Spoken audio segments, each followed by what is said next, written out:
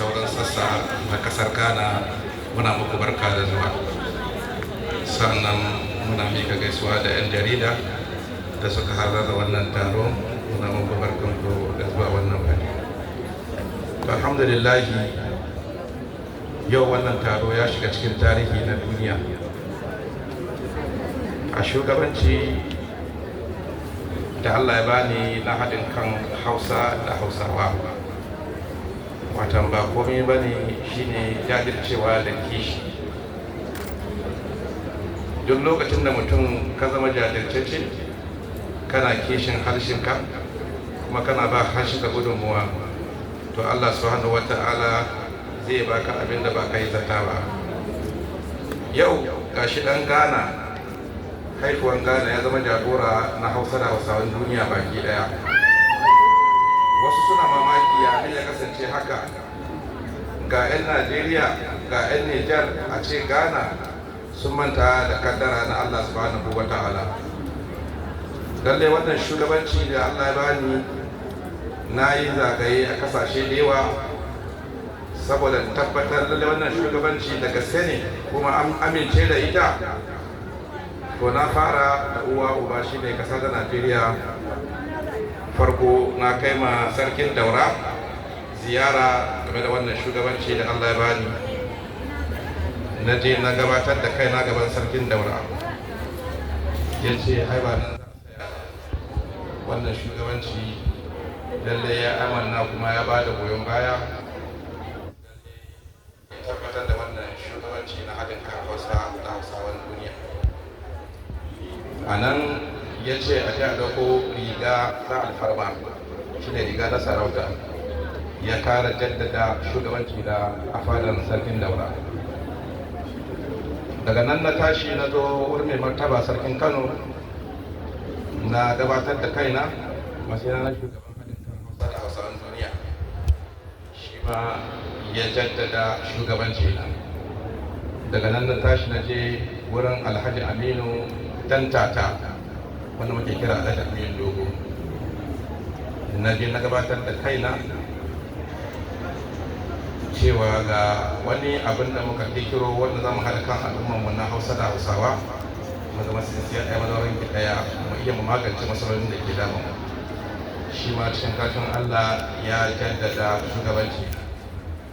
Daga neman wani tarihi cewa ya taɓa sayan gidaje nan Kumasi, amma yau ya yi da na sani isa da wannan gidaje, da shi ma zai zo ita mu wannan shugabanci a jihar Kumasi.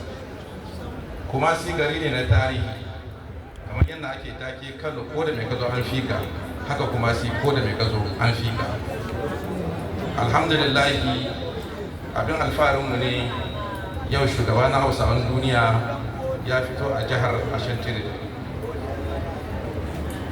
Ya kamata mu kara godiya ma Allah subhanahu wa ta'ala a bada goyon baya na wannan tafiya, yadda za a yi jikoki da ya'ya da jikoki su ma su zo su tsora inda muka saya.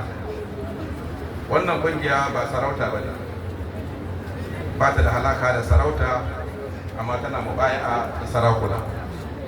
Wannan kungiya ne yadda kasan ECOWAS da UN aka kirkiro ta a duniya, yau ta kai wannan gaba take iya bada gudunmawa a duniya.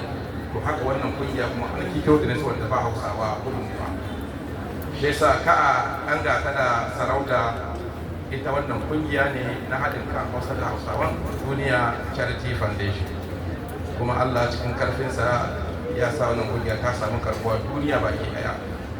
Da wannan ka sani da wannan ba kai tunani ba, suna sha'awar su samu kansu a cikin wannan kungiya. Akan haka muna gode ma Allah subhanahu wata'ala da ya kama birni na Kumashi ga wannan taro lafiya, kuma Allah ya sa kuma wannan taro lafiya. Allah kuma ya sa kowa ya koma gidansa lafiya. Wayanda suka fito nisa, Allah ya koma da su lafiya.